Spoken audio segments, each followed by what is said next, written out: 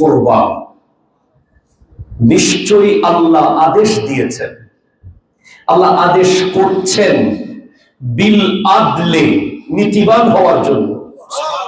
আর জোরে বলেন নীতিবান, ওয়াল ইহসান, দয়াবান, ওয়া ইতাইযিল কুরবা, আপন জনের কাছে, নিকট আত্মীয়র কাছে, প্রতিবেশীদের কাছে, গরিব দুঃখীদের কাছে আদান প্রদানের আদেশ দিচ্ছেন আল্লাহ। ওয়ায়ানহা, এবং নিষেধ করছেন আনিল ফাহশাই, বেহায়াপনা, বেহায়াপনা, বেহায়াপনা, ওয়াল মুনকার, গুনাহ, ওয়াল বাগ, জুলুম। ঠিক কিনা জোরে কথা বলেন? আল্লাহ তিনটা বিষয়ে আদেশ দিয়েছেন, তিনটা বিষয়ে নিষেধ করেছেন। আমরা প্রায় মাহফিলে গেলে বলি 1000 টাকার ভিজিট দিয়ে আমরা যে এফসিপিএস ডাক্তার থেকে যে ওষুধ নিয়ে থাকি, এই ওষুধ খাওয়ার ব্যাপারে আমরা প্রচন্ড সচেতন থাকি। আমরা দেয়ালে লিখে রাখি, টেবিলে লিখে রাখি, ইভেন সকাল বিকাল দুপুর এরকম ডেস্ক বের হয়েছে, ডেস্কের মধ্যে আমরা ওষুধের বড়ি রেখে দিই যাতে কোনোভাবে মিস না হয়। অথচ আমাদের ওলামায়ে কেরামকে মানুষ 50,000 1 লাখ টাকা ভিজিট দিয়ে নিয়ে যায়, 1000 টাকার ওষুধ সিরিয়াসলি খায়, তার চেয়ে 50 গুণ টাকা দিয়ে যে ডাক্তার নিয়ে যায় সেই ওষুধ ঠিক মতো খায় না। ঠিক কিনা জোরে কথা বলে? ডাক্তারের ওষুধ না খাইলে শুধু মারা যাবেন, আর খতিবের ওষুধ না খাইলে মরতেও হবে, জাহান্নামেও যেতে হবে। আমরা সতর্ক করে আসছি কওমকে। পৃথিবীর সবচেয়ে দামি প্রেসক্রিপশন, পৃথিবীর সবচেয়ে শ্রেষ্ঠ নিখুঁত ডাক্তারের প্রেসক্রিপশনে ভুল হতে পারে। ডাক্তারের প্রেসক্রিপশনে ওষুধ ভুল হতে পারে কি পারে না? হয় কি হয় না? হয়, যত বড় ডাক্তার হোক। কিন্তু রব্বুল আলামিনের প্রেসক্রিপশন, সুবহানাল্লাহ, যেখানে 6666টা ওষুধের নাম লেখা আছে, ওই প্রেসক্রিপশনে ভুল হওয়ার কোন সম্ভাবনা নাই। সেই 1450 বছর ধরে এ পৃথিবীর কোন গবেষক, কোন বিজ্ঞানী, কোন ব্যক্তি ওই প্রেসক্রিপশনে বিন্দু পরিমাণ ভুল বের করতে পারে নাই। যারাই গবেষণা করেছে তারা মুসলমান হয়ে গেছে। আর জনে বলেন সুবহানাল্লাহ।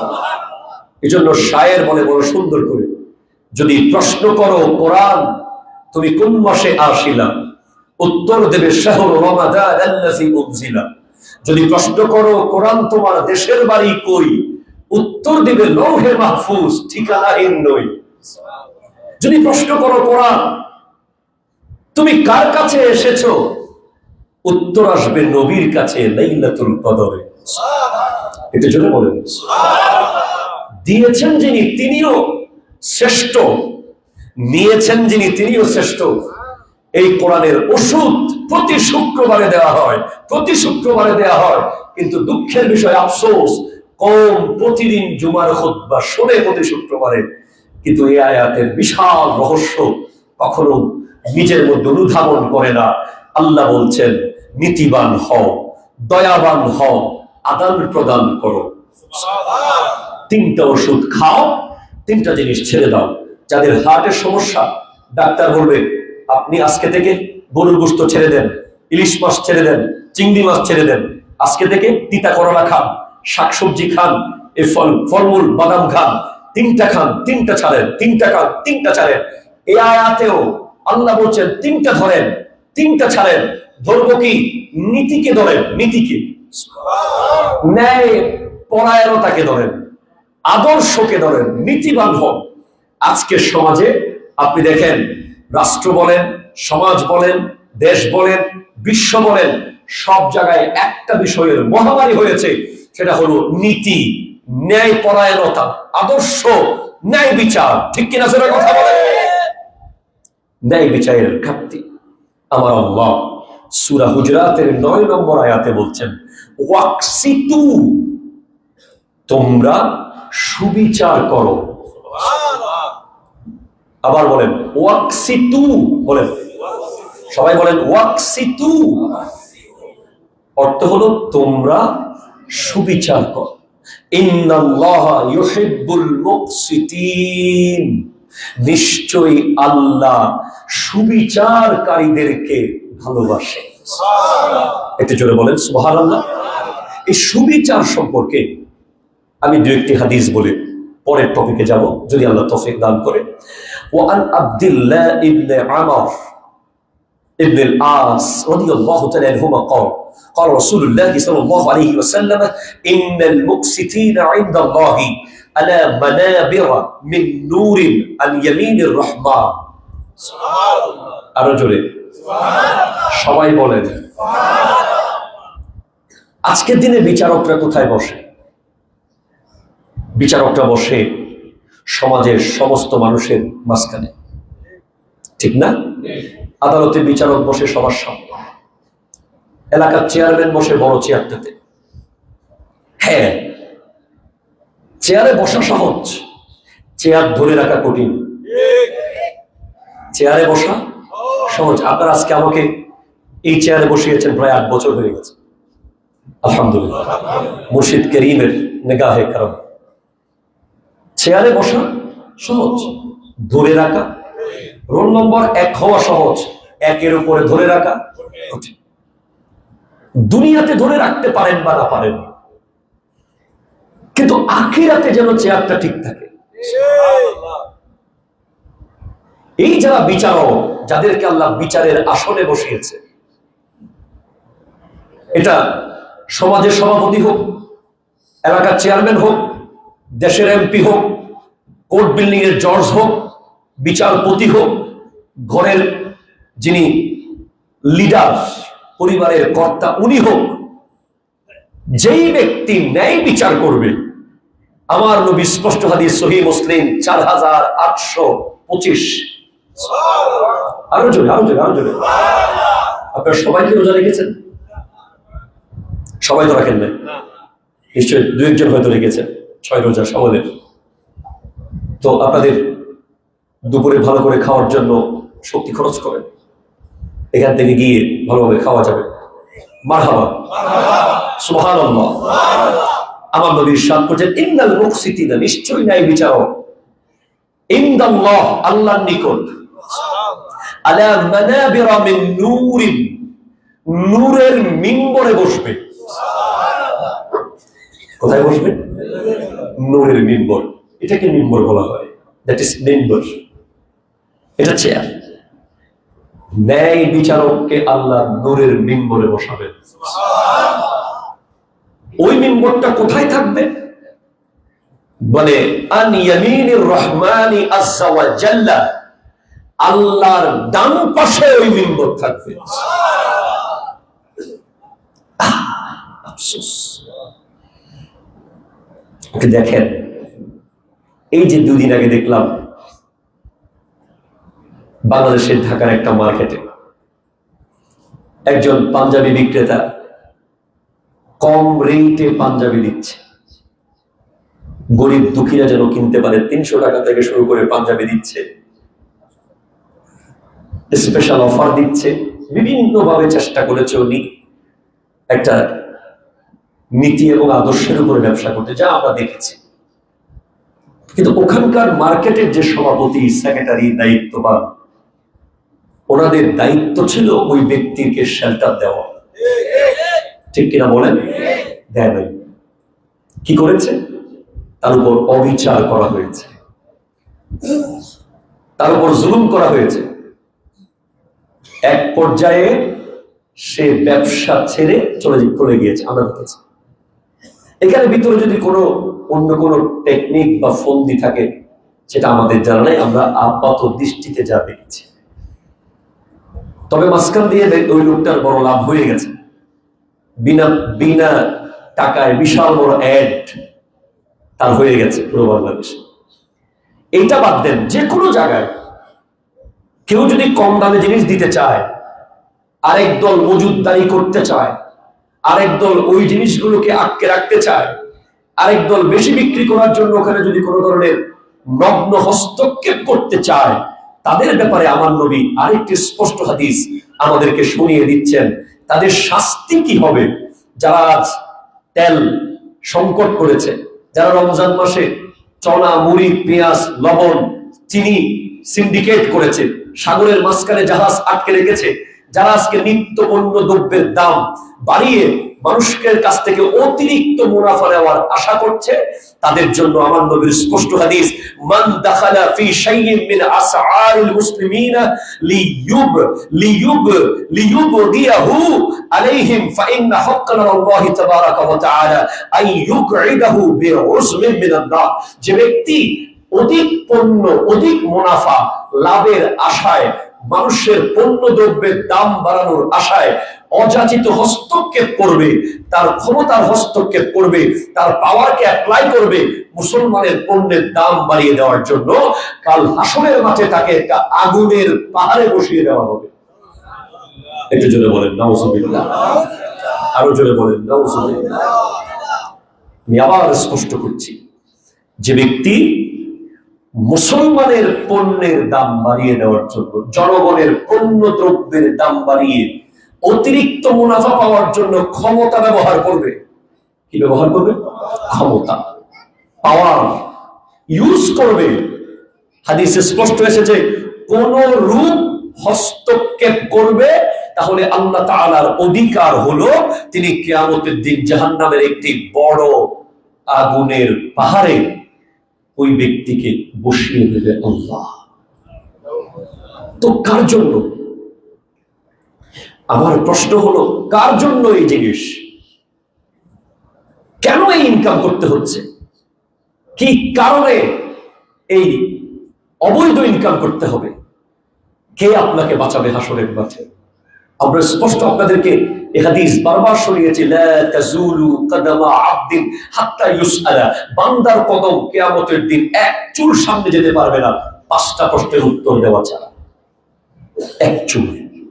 যতক্ষণ এই 5টা প্রশ্নের উত্তর দিতে পারবে না, ততক্ষণ বান্দা ওই হাসরের মাঠে 12 সূর্যের তাপের নিচে দাঁড়িয়ে থাকতে হবে। প্রথম প্রশ্ন হলো আন উমরিহি ফিমা আফনাহু, তোমার হায়াত তুমি কোন কাজে ব্যয় করেছো? 2 ওয়ান জিসমিহি ফিমা আবলাহু, তোমার শরীরের শক্তি তুমি কোন কাজে ব্যয় করেছো? 3 ওয়ান মালিহি মিন আইনা ইনফাকা, তোমার সম্পদ তুমি কোত্থেকে কামাইছো, কোথায় খরচ করেছো? মিন আইনা ইকতাসাবা, কোত্থেকে কামাইছো, কোথায় খরচ করেছো? 2টা প্রশ্ন সম্পদের ব্যাপারে। 5 ওয়ান ইলমিহি ফিমা ফাআলা ফিহি, তোমাকে যে জ্ঞান দেওয়া হয়েছে এই জ্ঞান তুমি কোন কাজে ব্যয় করেছো? এই 5টা প্রশ্ন আল্লাহ করবেন, উত্তর দিতেই হবে। তাহলে বলেন, আমাদের নৈতিক এবং বাস্তবিক দায়িত্ব হলো আমরা নীতির উপরে থাকবো, ঠিক কিনা? জোরে বলেন তো। আমাদেরকে ন্যায় বিচারক হতে হবে। নবী সাল্লাল্লাহু আলাইহি ওয়াসাল্লামের একটি গুরুত্বপূর্ণ হাদিস আমি আপনাদেরকে শোনাই। ওয়ান ইআদ ইবনে হিমার قال سمعت رسول الله صلى الله عليه وسلم يقول আল্লাহু আকবার। নবী সাল্লাল্লাহু আলাইহি ওয়াসাল্লাম ইরশাদ করতে লাগলেন, 3 ধরনের ব্যক্তি থাকবে জান্নাতি, 3 প্রকার। সুবহানাল্লাহ, জোরে বলুন। কয় প্রকার জান্নাতি? 3। এক হলো ন্যায় পরায়ণ বাদশা, জোরে বলুন সুবহানাল্লাহ। ন্যায় পরায়ণ বাদশা। মনে রাখবেন, ইসলামের পূর্ব থেকে আমরা দেখে আসতেছি, আমার নবীর আমল থেকে দেখে আসছি, আন্নাসু আলা দীনি মুলুকিহিম, দেশের প্রধান যেমন হবে গোটা দেশ তেমন হবে, ঠিক কিনা? কথা জোরে। আমি একটা ঘটনা আপনাদেরকে শোনাই। হযরত ওমর রাদিয়াল্লাহু তাআলা আমলে উনি বাজার থেকে একটা ঘোড়া কিনেছেন। কোথায় কিনেছেন? বাজার থেকে। কে? খলিফাতুল মুসলিমিন। বাজার থেকে যখন ঘোড়াটা উনি কিনছিলেন, তখন ঘোড়াটা একেবারে পরিপূর্ণ অ্যাপ্রোপ্রিয়েট ছিল। কোন ধরনের ক্ষয়ক্ষতি ছিল না, ওই ঘোড়ার মধ্যে কোনো রোগ বালাই ছিল না, পারফেক্টলি হেঁটে এসেছে। কদ্দুর যাওয়ার পরে ওই ঘোড়া খুঁড়াচ্ছে, খুঁড়িয়ে খুঁড়িয়ে হাঁটছে। হযরত ওমর রাদিয়াল্লাহু তাআলা তখন দোকানদারের কাছে আসলেন, ভাই আপনি যে আমাকে ঘোড়া দিলেন এটা তো খুঁড়াচ্ছে। বলে, না আমিরুল মুমিনিন, আমি আপনাকে ভালো ঘোড়া দিয়েছি, এই যে দেখেন আপনি। বলে, ঠিক আছে তাহলে আমার দুজনের বিচারক হিসেবে কাউকে নিয়োগ দেন। এখন আপনি একটা জিনিস খেয়াল করেন, এই জায়গায় একজন চেয়ারম্যান হলে, আমি প্রধানমন্ত্রীর কথা বলছি না, চেয়ারম্যান লাগবে না, চেয়ারম্যানের চালান ড্রাইভার এনাফ, শুধু দোকানদারের সামনে চোখ লাল করবে অথবা একটা ফোন করবে, আমি অমুক, এটা ফেরত নিয়ে 2টা দেওয়ার, ঠিক কিনা বলেন? হ্যাঁ। আর হযরত ওমর কি করেছেন? ঠিক আছে, উনি কিন্তু আমিরুল মুমিনিন, উনি তখন খলিফা, 22 লক্ষ বর্গ মাইলের শাসক উনি। ওই মুহূর্তে উনি ওই দোকানদারকে বলছেন, ঠিক আছে তুমি একজন বিচারক নিয়োগ দাও, আমরা দুজনের বিচার হবে, যার পক্ষে রায় যায়। তখন তৎকালীন সময়ে সবচেয়ে প্রসিদ্ধ যিনি কাজী ছিলেন, কাজী সুরাই, ওনাকে ডাকা হলো। উনি বলছেন, হুজুর কি সমস্যা? বলে, আমি এই ঘোড়াটা কিনেছি, এই ঘোড়া এখন খুঁড়িয়ে খুঁড়িয়ে হাঁটছে, আমি এই ঘোড়া ফেরত দিতে চাই। তখন দোকানদার বলছে, হুজুর আমি যখন ঘোড়া হযরতকে দিয়েছিলাম তখন ঘোড়া সুস্থ ছিল। কাজী বলছে, হুজুর আপনি বলেন, যখন আপনি ঘোড়াটা কিনতেছিলেন, কিনে নিচ্ছিলেন, যখন কেনার প্রোগ্রাম চলছিল, টাকা দিবেন, পণ্য নিবেন, তখন কি এই অবস্থাটা ছিল? হযরত ওমর বলে, না ছিল না। তখন কাজী বিচার করলো যে এই ঘোড়া বদলিয়ে দেওয়া যাবে না, আপনাকে এটাই নিতে হবে, কারণ কেনার সময় সুস্থ ছিল। তখন হযরত ওমর বলে, আলহামদুলিল্লাহ, আমি খুব খুশি হলাম তোমার উপরে, তোমাকে আমি কাজী নিয়োগ দিয়েছি, তুমি সঠিক বিচারটা করতে পেরেছ। তুমি যদি আজকে আমার পক্ষে রায় দিতা, আমি আমিরুল মুমিনিন বলে, খলিফাতুল মুসলিমিন বলে, তখন আমি বুঝতাম যে তুমি কাজের যোগ্য নও, কিন্তু তুমি প্রমাণ করেছো তুমি কাজের যোগ্য। হযরত ওমর তখন ওই ল্যাংড়া ঘোড়াটা নিয়ে চলে গেছে, এবং সেম কাজীর সাথে হযরত আলী রাদিয়াল্লাহু তাআলার একটা ব্যাপার ঘটেছিল। হযরত আলী রাদিয়াল্লাহু তাআলা যখন খলিফা, তখন উনি যাচ্ছেন রাস্তা দিয়ে, দেখে এক খ্রিস্টানের হাতে হযরত আলীর বর্ম। আরো জোরে বলে, যুদ্ধের বর্ম। কিরে, এটা তো আমার। তখন ওই ব্যক্তিকে পাকড়াও করলেন, চলো এদিকে আসো, এই বর্ম তো আমার। বলে, না এটা আপনার না, এটা আমার। বলে, আমি বলছি এটা আমার, আমার এই বর্ম হারিয়ে গেছে, আমি অনেকদিন ধরে খুঁজতেছি। তখন ওই খ্রিস্টান বললো, ঠিক আছে কাজীর দরবারে যাই, চলেন। দুজনেই কাজীর দরবারে গেল। যাওয়ার পরে কাজী সুরাই বিচার শুরু করেছে। বলে, হুজুর এই বর্ম যে আপনার কাছে কোনো প্রমাণ আছে? তখন হযরতে মওলা আলী রাদিয়াল্লাহু তাআলা বলছেন, এই বর্ম আমার থেকে হারিয়ে গেছে আমি নিশ্চিত, তবে এই মুহূর্তে আমি কিভাবে প্রমাণ করব যে এটা আমার? সে তো স্বীকার করছে না। বলে, আপনি নিশ্চিতভাবে কোনো প্রমাণ দিতে না পারলে এই বর্ম আপনাকে দেওয়ার সুযোগ নাই, এই বর্ম তার। তখন ওই খ্রিস্টান চলে যাচ্ছে বর্মটা নিয়ে, যেতে যেতে হঠাৎ সে দাঁড়িয়ে গেছে। বলে, আপনি মেনে নিলেন কেন? হযরত আলীকে জিজ্ঞেস করছে। বলে, আমি কেন মানবো না? বিচারক ন্যায় বিচার করেছে, আমি প্রমাণ দিতে পারি নাই, আমার মুখের কথা আমি বলেছি ঠিক, কিন্তু আমি কোনো প্রমাণ দিতে পারি নাই যে এটা আমার। আমি কোনো সাক্ষী রাখতে পারি নাই, আমি যদি সাক্ষী আনতে পারতাম বা বর্তমান যুগের কোনো ভিডিও ফুটেজ থাকতো তাহলে একটা ব্যাপার ছিল। আমি প্রমাণ দিতে পারি নাই, বিচার তুমি পেয়েছো, তুমি নিয়ে যাও, এটা ইসলাম। তখন ওই ব্যক্তি এসে বলে, হুজুর হ্যাঁ এটা আপনার। বলে, কেমনে? বলে, আপনি রাস্তা দিয়ে ঘোড়া নিয়ে যাওয়ার সময় অমুক জায়গায় এই বর্মটা পড়ে গিয়েছিল, তখন আমি কুড়িয়ে পেয়েছিলাম। বলে, হুজুর আমাকে আপনি কালিমা পড়িয়ে দেন, আমি আর খ্রিস্টান থাকতে চাই না।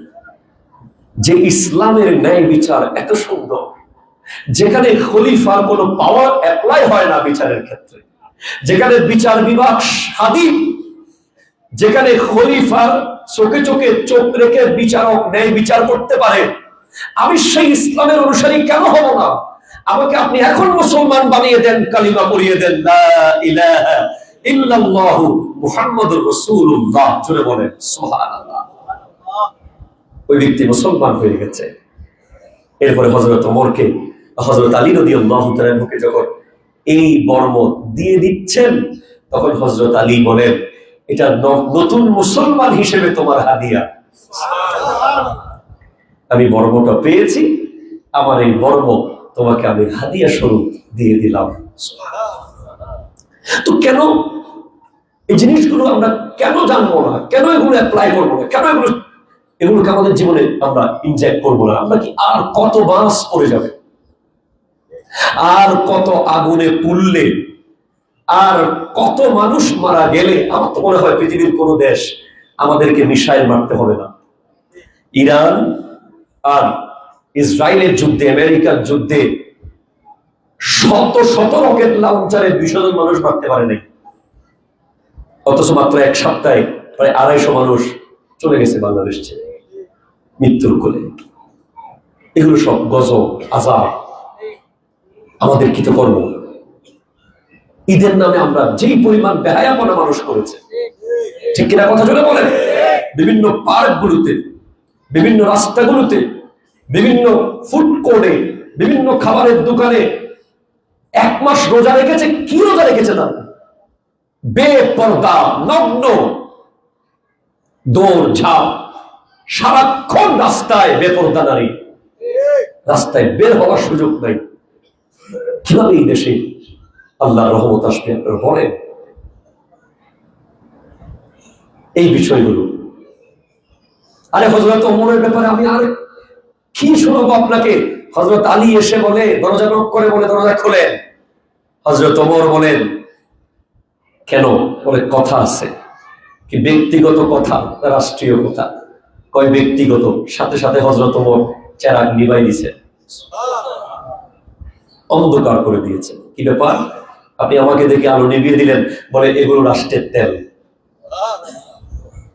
আপনার সাথে কথা বলতে গেলে এই চেরাগের তেল আমি ব্যবহার করতে পারবো না। আচ্ছা, কোথায়? তো আমার নবী স্পষ্ট বলেছেন 3 প্রকার জান্নাতি ব্যক্তি। এক হলো ন্যায় পরায়ণ বাদশা, যাকে ভালো কাজ করার তৌফিক দেওয়া হয়েছে। যাকে ভালো কাজ করার কি দেওয়া হয়েছে? তৌফিক দেওয়া হয়েছে। 2, ওই ব্যক্তি যে প্রত্যেক আত্মীয় স্বজন এবং মুসলিমের প্রতি দয়ালু, নম্র হৃদয়ের। 3 প্রকার জান্নাতি ব্যক্তি। 1 নম্বর জান্নাতি ব্যক্তি ন্যায়পরায়ণ বাদশা, ন্যায়পরায়ণ সভাপতি, ন্যায়পরায়ণ চেয়ারম্যান, ন্যায়পরায়ণ মেয়র, ন্যায়পরায়ণ এমপি, ন্যায়পরায়ণ অভিভাবক। যাকে আল্লাহ ভালো কাজ করার তৌফিক দিয়েছে, সে করেছে, সে জান্নাতি। তার জান্নাতে যাওয়ার জন্য কিছু লাগবে না। 2 নম্বর জান্নাতি হলো, আল্লাহু আকবার, ওয়া রাজুলুন রাহিমুন রাফিকুল কলবি লিকুল্লি জি কুরবা। যে ব্যক্তি তার আত্মীয় স্বজন, পাড়া প্রতিবেশীর প্রতি নরম দিলের, সব সময় সুন্দর ব্যবহার করে, নরম দিলের, নম্র ভাষায় কথা বলে। 3 নম্বর, যে ব্যক্তি বহু সন্তানের পিতা হওয়া সত্ত্বেও হারাম এবং ভিক্ষাবৃত্তি থেকে দূরে থাকে।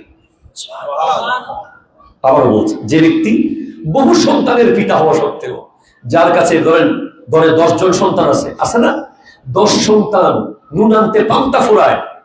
এটার ব্যাপারে নবীজি স্পষ্ট বলেছেন যে, ওয়া মুসলিমিন ওয়া আফিফুন ওয়া মুতাআফফিফুন যু ইয়ালিন। যার কাছে অনেক সন্তান, বিশাল পরিবার, চালাইতে পারছে না, দিনে এনে দিনে খাচ্ছে, এক বেলার খাবার আছে আর এক বেলা নাই, এরপরেও সে হারাম ইনকামের দিকে যায় নাই এবং ভিক্ষা করে নাই, সে ব্যক্তি জান্নাতি। এখন তো শত শত ফ্ল্যাট বাড়ি থাকার পরেও টাকা খোলায় না। গাড়ি আর গাড়ি, বাড়ি আর বাড়ি, গাড়ি আর গাড়ি, বাড়ি আর বাড়ি, টাকা আর টাকা, ব্যাংক আর ব্যাংক, আরো চাই আরো চাই আরো চাই। বাংলাদেশের 25,000 টাকার পাঞ্জাবি বিক্রি হয়েছে, 45,000 টাকার কাপড় বিক্রি হয়েছে। নিশ্চয় যিনি কিনছে উনি কত বড় পয়সাওয়ালা, যিনি কিনছে উনি কত বড় পয়সাওয়ালা, আর যিনি বেচছে উনি কত লাভ করছে বুঝেন। ওই বেচারা ভ্রাম্যমাণ আদালতের একজন ফর্সা করে সুন্দর মন্ডল, কি জানি আব্দুল জব্বার মন্ডল, বেচারা কত করবে, বেচারা বহু চেষ্টা করতেছে, কিন্তু কাকে কে বুঝাবে? যতক্ষণ আল্লাহর ভয় আসবে না বিসিএস ক্যাডারের পক্ষে কিছু করা সম্ভব না। ঠিক আছে বলেন?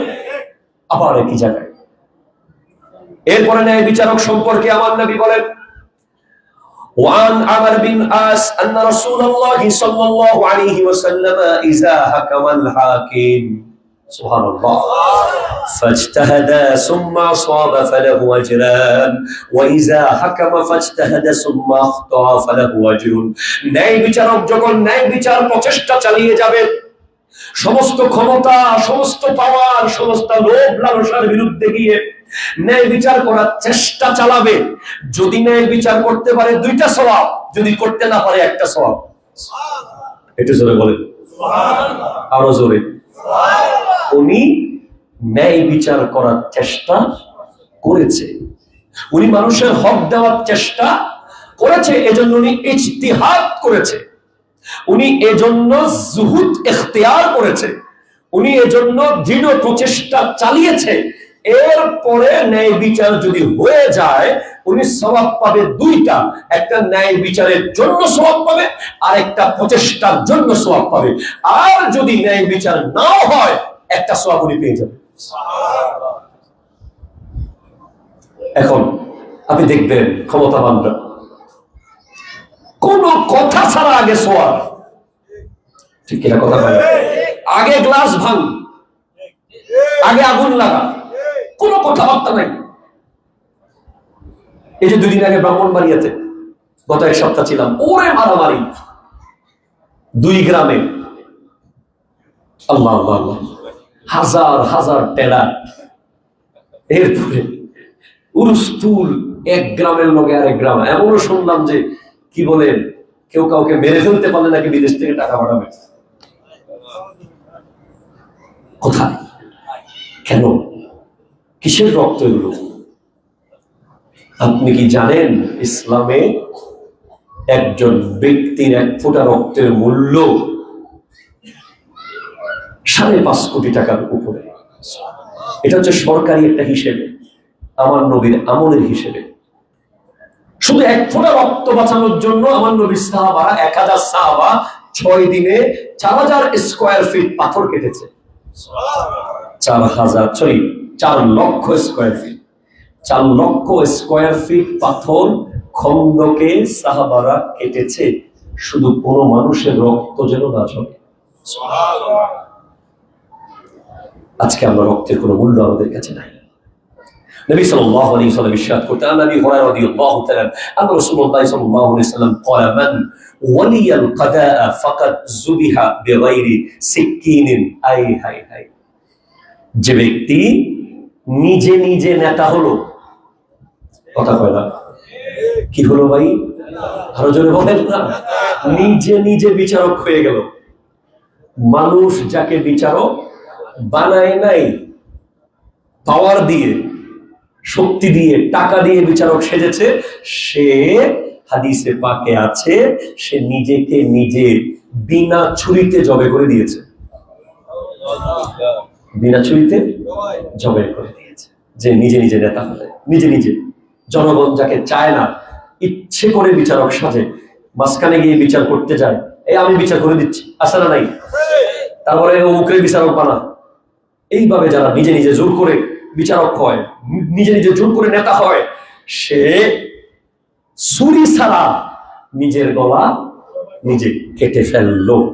এরপরে বলে وفي رواية من جعل قاضيا بين الناس فقد ذبح بغير سكين।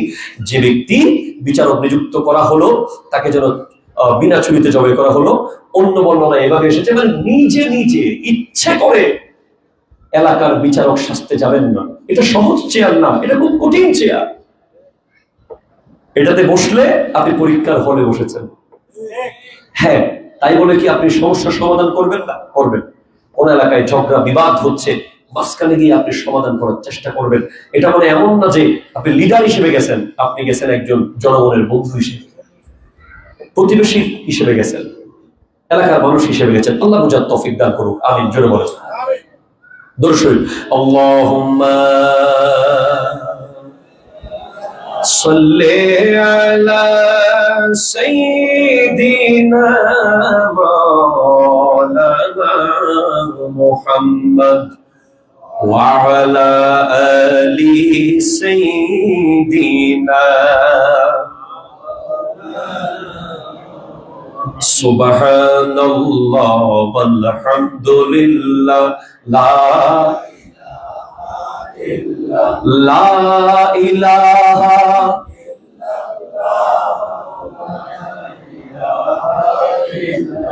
আরো জোরে সুবহানাল্লাহ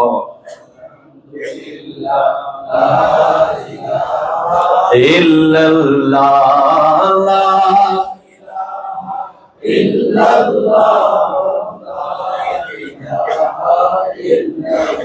একটু চিৎকার দিয়ে বলেন সুবহানাল্লাহ।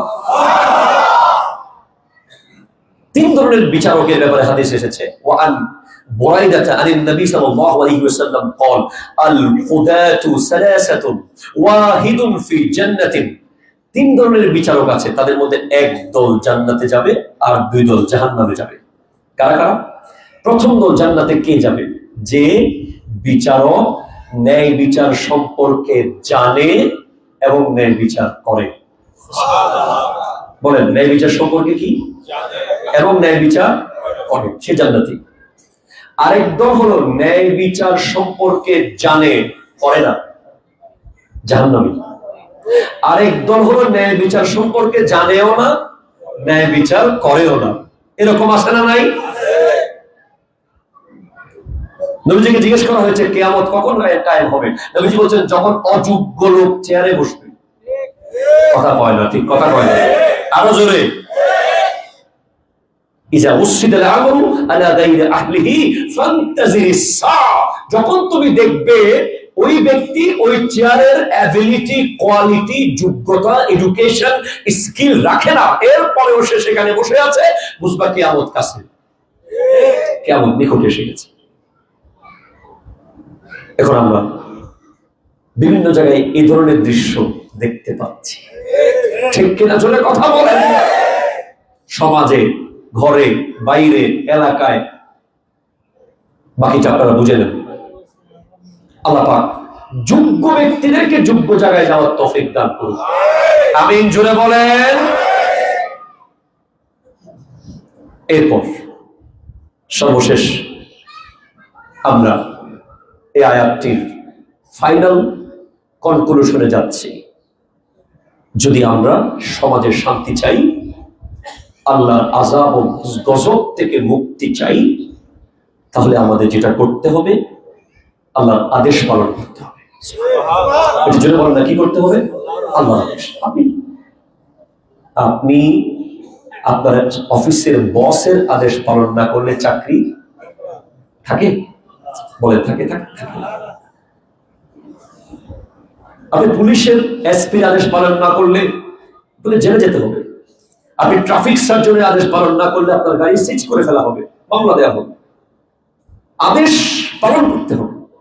আর এটা হলো আল্লাহর আদেশ। ইন্নাল্লাহা ইয়া'মুরু, আল্লাহ আদেশ দিচ্ছেন বিল আদলি, নীতিবান হওয়ার জন্য, ওয়াল ইহসান, দয়াবান হওয়ার জন্য, ওয়া ইতাইজিল কুরবা, আপনজনের কাছে আদান প্রদান করার জন্য, ওয়ায়ানহা, এবং নিষেধ করে দিয়েছেন আনিল ফাহশা,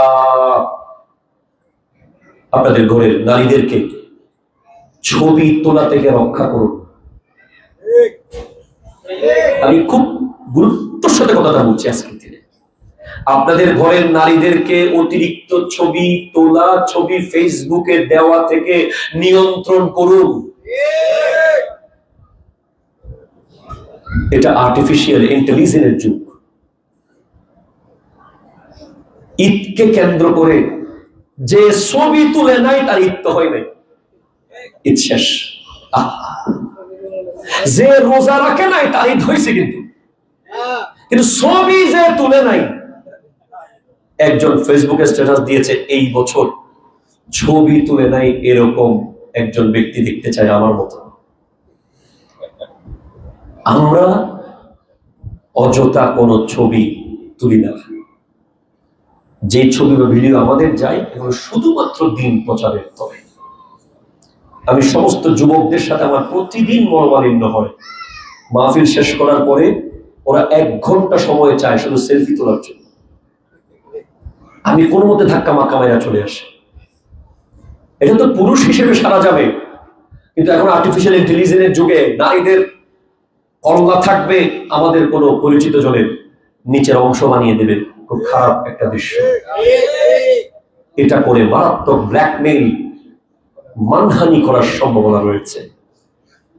আর একটা মোবাইল থেকে আরেকটা মোবাইলের ছবি চলে যাওয়া কোনো ব্যাপার না, কোনো বিষয় না এখন। এজন্য আমার অত্যন্ত সম্মানিত মুসল্লি, অত্যন্ত শ্রদ্ধেয় মুসল্লিদেরকে আমি বলবো, আপনার পরিবারের একটা বিষয়কে আজকে থেকে নিয়ন্ত্রণ করেন।